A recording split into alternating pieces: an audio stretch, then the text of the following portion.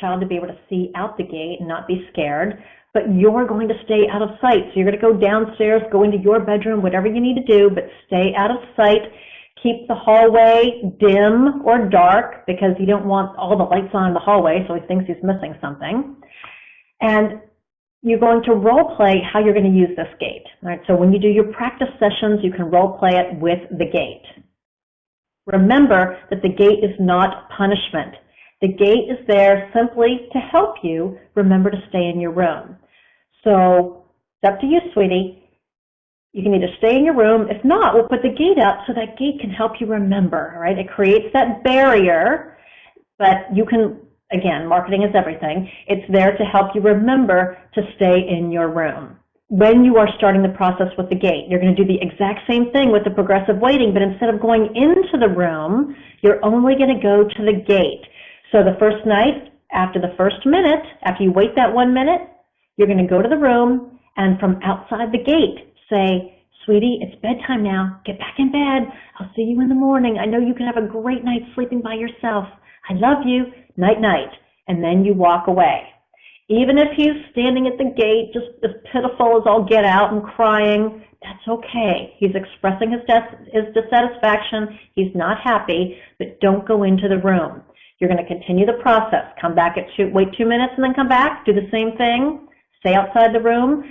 Come back at 3 minutes and then every 3 minutes after that. All right. On night 2, you're going to start at 2 minutes or whatever your interval is.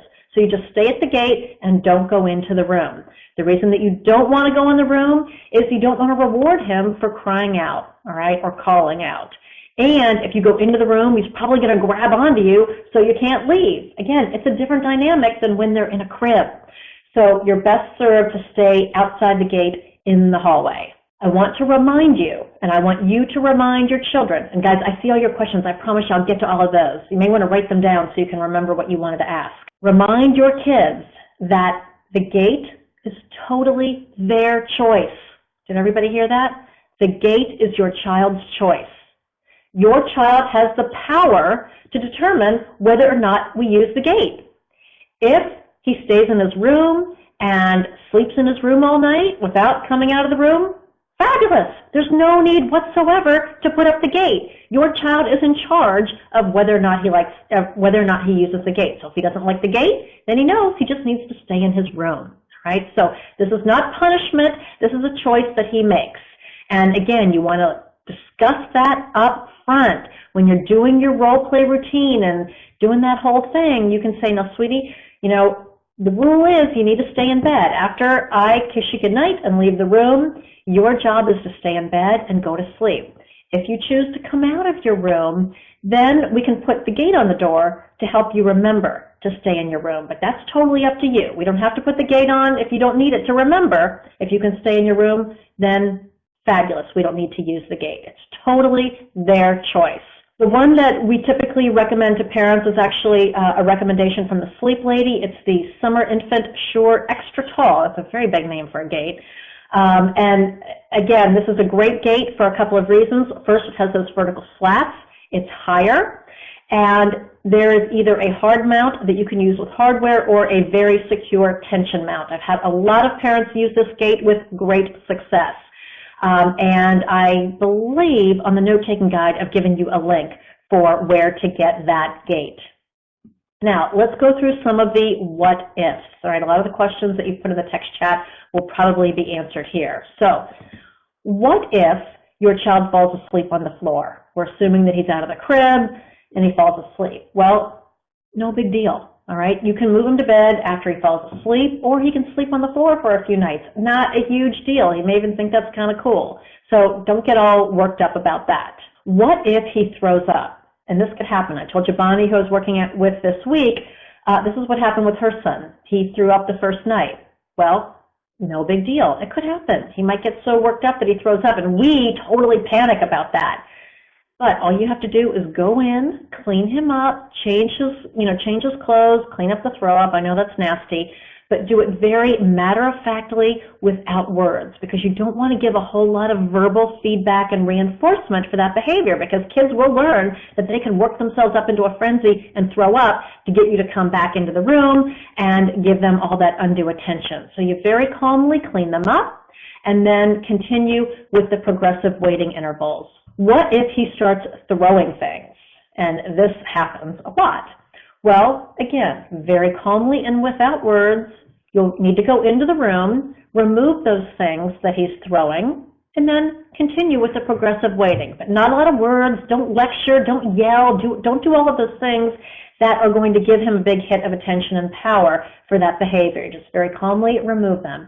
And anything that is removed from the room is going to stay out of the room until the nights have quieted down. And I've had parents who have actually had to remove lamps and even dressers, believe it or not, for older kids who will turn them over. So hopefully you're not at that place, but that is the logical consequence of throwing things around the room. We have to, that's not safe and it damages property. So we have to remove those things from the environment. Okay, this is a biggie. I saw a lot of you put this in the text chat. What if he wakes up the other siblings? This is one of the biggest reasons that parents don't move forward with sleep training, because they're afraid that the crying in the middle of the night is going to wake the siblings. So essentially, you are being held hostage, right? Well, I'm going to ask you to let that go. He may wake up the siblings, all right? That may absolutely happen, all right? And that may, if this sleep training takes 5 nights, that may happen for 5 nights in a row. But this is one of those times where you just have to get one with that, suck it up, and let it happen. So if these siblings wake up, you go calm them down, you get them back to sleep, and you continue with the interval training. But if you keep jumping through hoops with the crier so he doesn't wake up the siblings, then you're totally reinforcing that behavior, and I promise you, you're going to be doing that for years. So hopefully he won't wake up the other siblings. I know my kids slept so soundly. If one was crying his head off, the other one wouldn't wake up. Hopefully that'll be the case at your house. But even if it happens, get the other one back to sleep and move on. This is not a long-term thing. Remember, this is like a 1 week, 1.5 week investment for years of peaceful, rested bliss. It is going to be worth it. What happens if he poops in his diaper or has an accident, whatever? Again, no big deal. That could totally happen, especially if he gets worked up. Calmly and without words, go in, change your child, change the sheets if necessary, leave the room, and continue with your progressive waiting intervals. Any of these things could happen. It's how you respond to them that will determine whether or not those things are going to be repeated and will be successful in the future. All right, what if he shares a room? I know a lot of you in the text chat early on when we were logging on said your kids share a room. So again, very often the sibling will sleep through it. If not, well then you may want to move the sibling to another room while you're doing sleep training with the child who's having trouble. So again, all of these things can be worked out. Typically anything, I haven't seen any question from a parent yet that we could not come up with a really good solution for. So there's absolutely no reason, again, assuming your child is of healthy weight and development, and health, and is healthy, there's no reason that your child cannot learn to be a competent sleeper and sleep through the night. All right, what if your child wants to nurse throughout the night? Little snacks all during the night. Well, very often that's happening because the child wakes up and mom finds it's just easier to nurse them because they'll fall back to sleep quickly. Well, in most cases, it's more for comfort. The sucking is more of a comfort thing than really being hungry. So what you would want to do is, of course, consult with your pediatrician and determine whether or not your child is ready to stop nursing. Is he nursing out of habit or because he really does need the nutrition through the night? Once you determine that, then you can use that progressive waiting approach for feeding first. So he's getting through the night without a bottle or without the breast. And then after that, then you can progress to training him on the sleep training. So again, definitely talk with your pediatrician about that. Okay, a couple of more what ifs. What if I'm just not comfortable waiting 1 minute? All right, I cannot let my child fuss or cry for 1 minute before going into the room. And some parents feel that way. I will tell you, it is a very successful approach. We've used it with, I can't even tell you how many parents. It works great and it works quickly. But if you are just not comfortable with that, there is another option. I said option 1 and option 2. And that is using the Sleep Lady Shuffle. Again, Kim West, sleeplady.com. You can learn more about this process. But essentially, the Sleep Lady Shuffle works in 3-night intervals. So for the first 3 nights, you're going to sit in a chair next to the crib and do the same thing that I talked about. Rub the back for a few seconds. It's okay, sweetie, I'm here, I love you. Go back to sleep. You do that for 3 nights. Then for the next 3 nights, you're going to move the chair about halfway to the door. And you're going to do the same thing from there. And then you're going to move the chair to the doorway, just inside the room. And then you move the chair outside the room. And then eventually you let your child go to sleep without you. So that's a little bit about the Sleep Lady Shuffle. Again, her book explains it in much greater detail, but that is another option for you. Certainly if a child is in a crib, that's a much easier way to do it. When they're in their own bed, they may be coming to jump on your lap and those sorts of things. And of course, there are ways to work around that. But again, we want to give you different options depending on what feels best for you and what you're most comfortable with. We want this to be a good experience for you and for your child. So again, you can learn more from Kim West at Sleep Lady. So a lot of parents will say, you know, Amy, I've tried all this. It just didn't work. Well, again, let me just explain why for a minute. If it doesn't work, most likely you tried to go cold turkey rather than that very gentle, gradual, progressive weighting approach. We are not talking about cry it out here. That's not what we're talking about. We're talking about very gentle increments that allow a learning process to take place. Or what happens more times than not is you eventually caved. You couldn't take it anymore. It was 5 minutes and you just could not take it anymore, or it happens in the middle of the night when you're most vulnerable and you just cave. So what that trains the child is that he just has to cry louder and longer and you will eventually cave. So you undo all of that good training by reinforcing the wrong behaviors. Or you weren't consistent. Maybe if there are 2 parents in the home, mom and dad are not on the same page and the child is not getting consistent messages. Or one night you follow the plan and the next night you don't. That inconsistency inhibits the training process, and it's going to take longer, or it may just not happen if you're not consistent in the process. Again, I've never worked with a family where this process did not work as long as they follow the plan. It works like a dream if you follow the plan. All right, the next thing I want to talk about is the avoid at all cost responses. The other things that will make this not work. All right, and I see that I'm over the hour. Usually I go an hour on these. Obviously, there's so much to cover here tonight, so if you have to log off, that's fine. We're recording this, and we will be posting it on the left side of the course pages under specialty modules, but I'm just going to keep on going. As I said, I want to make sure your questions are answered. So the avoid at all cost responses. These are the things that parents do with the best of intentions that unknowingly derail the whole plan.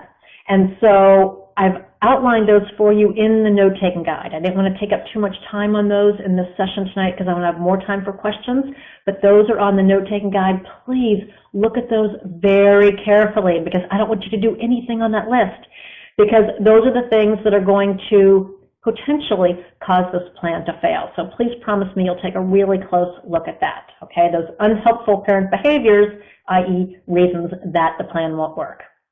All right.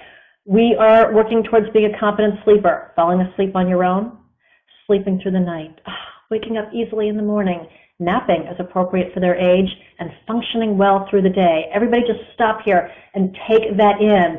If your child was doing those things, wouldn't you be like the happiest parent in the world? Wouldn't you be well rested and wake up every day thinking, I can handle this day? And I'm telling you, when you wake up well rested, you are so much better prepared to handle the little bumps and blips on your day, to handle the tantrum or the whatever it is. You're so much better prepared to do that because you are rested yourself. This is a plan that helps the entire family. And it works because it's gentle. Your child learns those healthy sleep associations. He learns to put himself back to sleep, and he becomes a competent independent sleeper. Now, I want to talk about a couple of steps before I jump to the questions. If you want to start the sleep training, all right, let's talk about what you're going to do first.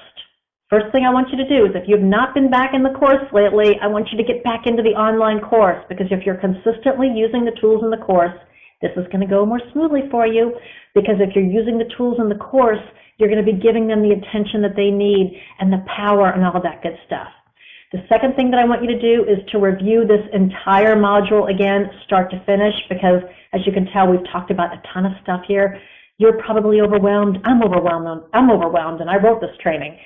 So review the whole module start to finish again with your partner and agree on your plan. The first priority is the chocolate ice cream. Before you start sleep training, spend the next week really focusing on those chocolate ice cream tools. Agree on the routine between you and your partner, if appropriate, and your child. So everybody's on the same page, and then take time for training and practice and role play that routine. And then begin that self-soothing training, the progressive weighting approach that is oh so gentle and oh so effective. And then, of course, I need you to be strong.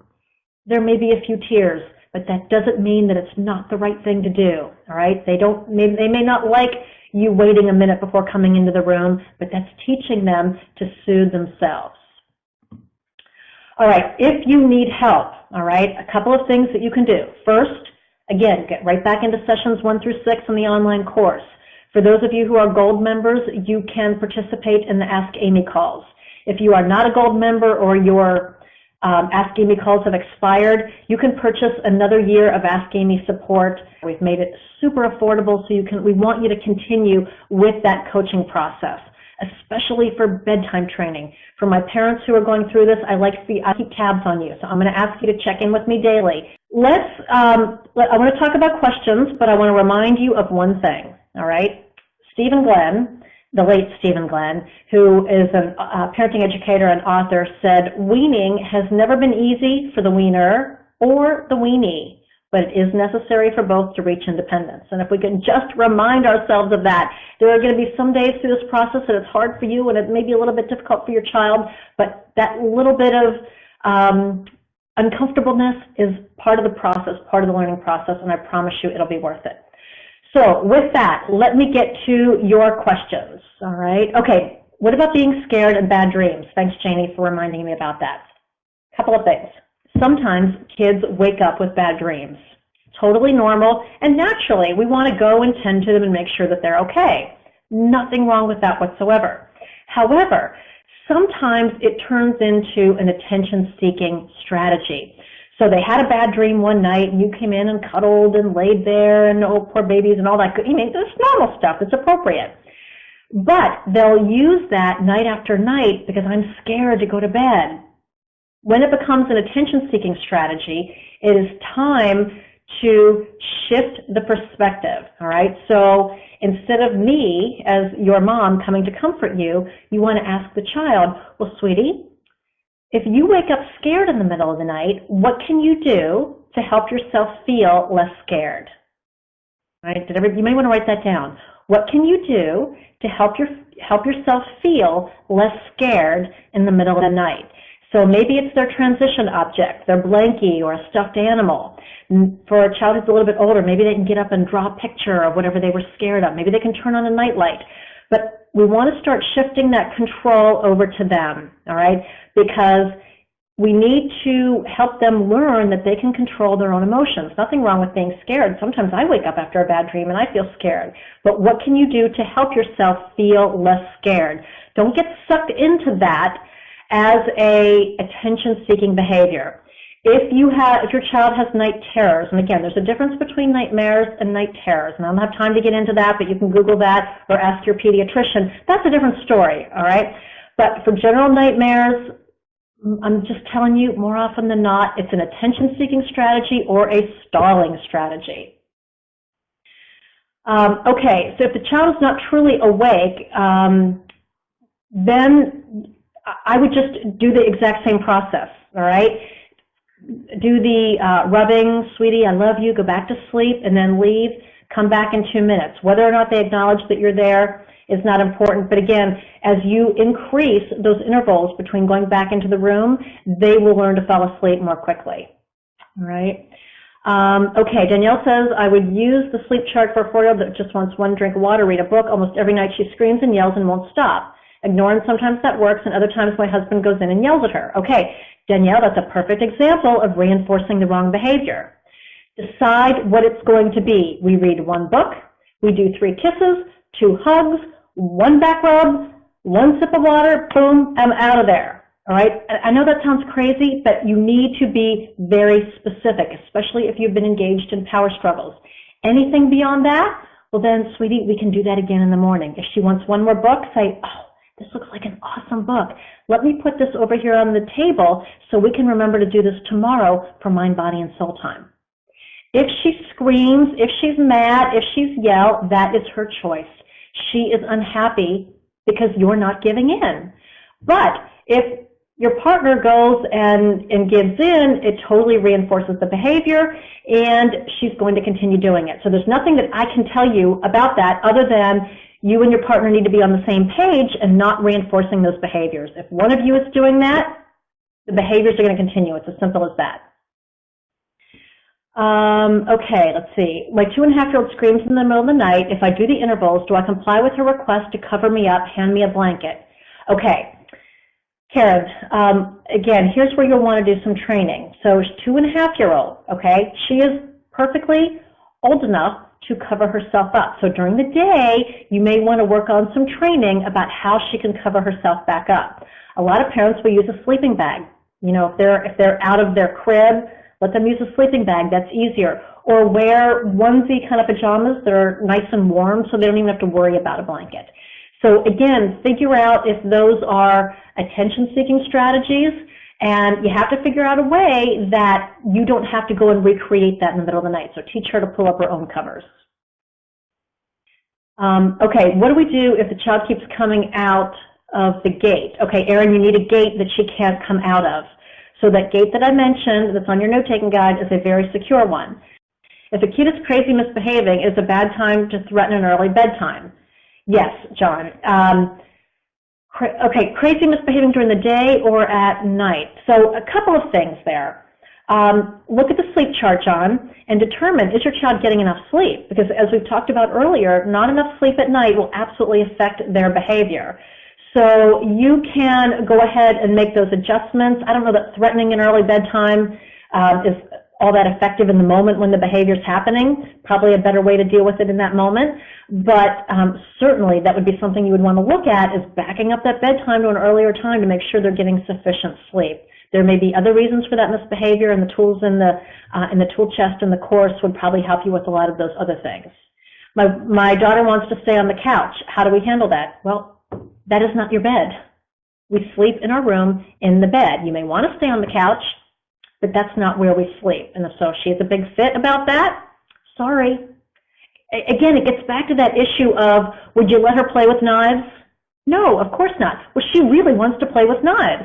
Well, I'm sorry. It doesn't matter how much you cry. It doesn't matter how much you fuss. The rule is you can't play with knives. The rule is you can't sleep on the couch. So again, you have to decide what the boundaries are. And I can't tell you how many times during the week I get into this discussion with parents about their unwillingness to let their child be upset. It's okay for your child to be upset with you. Your job is to set those boundaries and set those limits. Our kids need that. Just because they get upset doesn't mean it's the wrong thing to do. Okay, not clear how using a visual chart will help my 2.5-year-old from dawdling during the bedtime routine. I give her choices, then she gets silly and stops moving with the routine. Sometimes the choice will read, okay, okay, so Randy, you may want to have just a few things on the checklist, all right? For a 2.5-year-old, probably no more than 3 things on the checklist is good. Think about, you know, the ambiance. You may want to have the lights low, some very soothing classical music playing. You're using your very calm voice. But if the silliness is continued, more likely that is a power struggle, because she knows that the minute you start that, you like start chop, chop, chop, we gotta get moving, you're talking through gritted teeth, you're getting frustrated, she's getting a total power hit from you. So your job is to remain completely unimpressed. You get her into bed, and then you leave the room, all right? When you start this process, you will see how quickly it works. And again, I can help you with that in the coaching calls as well. Okay, let's see. What about a 7-year-old refusing to even do the routine, defiant, will not move until physically picked up? Well, then, Kathy, we probably have some bigger power struggles going on there. This is not the bedtime routine, and I would bet my bottom dollar that you probably have power struggles throughout the rest of your day as well.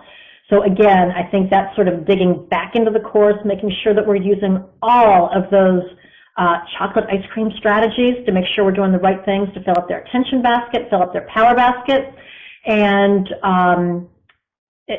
because again, the bedtime is a total symptom of that.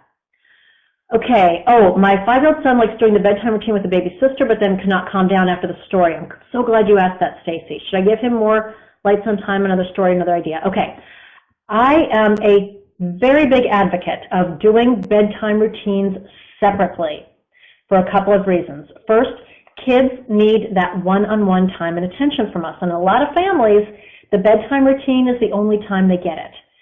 So, where possible, separate the bedtime routines. If you have a partner, you can divide and conquer. And if not, well, then you stagger the bedtime routines. Right? Even if they share a room, you can still stagger the bedtime routines.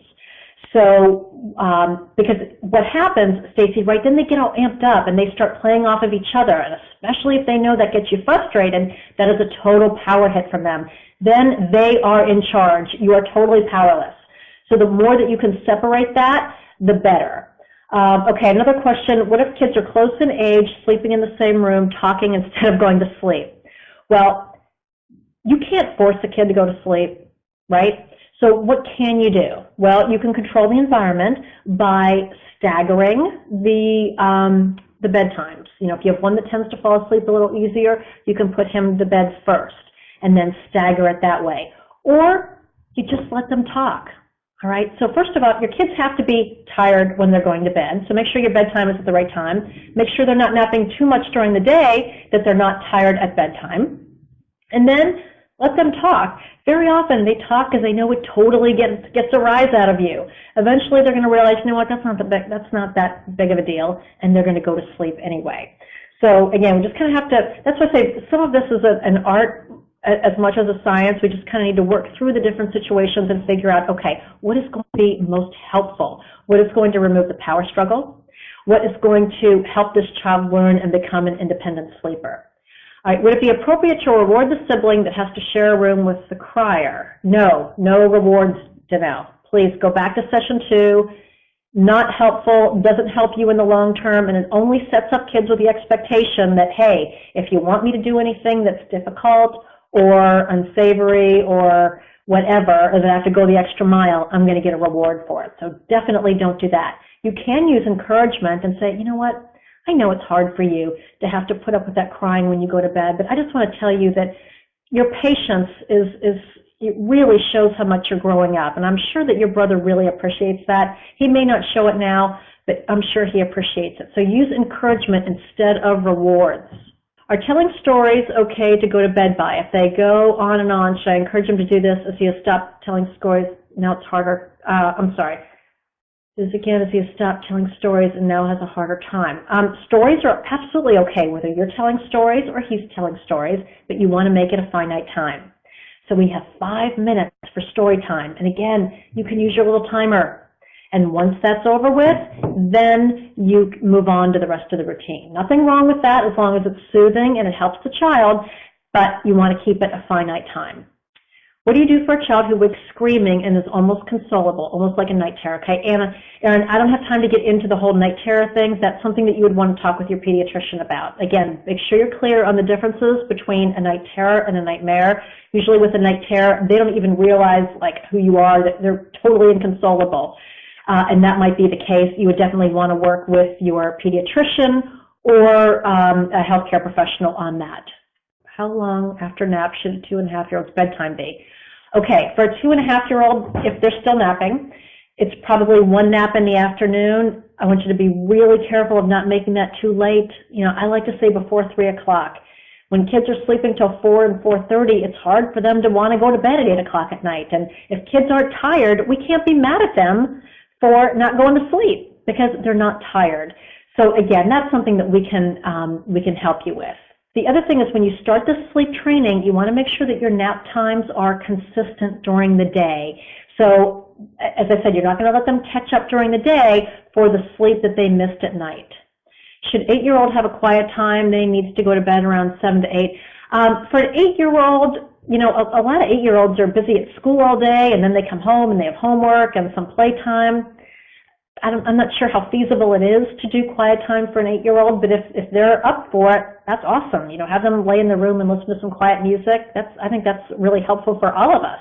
Okay, we have really gone way past our time. I want to see if there's any quick questions that I'm sure there's a million questions that I've probably missed, but again, you can catch up with those in coaching calls if you'd like. If your child comes into your room after you go to sleep and you don't know they are in there, this has been a repeated behavior. How do I get it to stop? Mika, you put the gate on the door. All right, the child's job is to stay in their room. If they can't do that, that tells you that you need the gate to help them remember to stay in their room.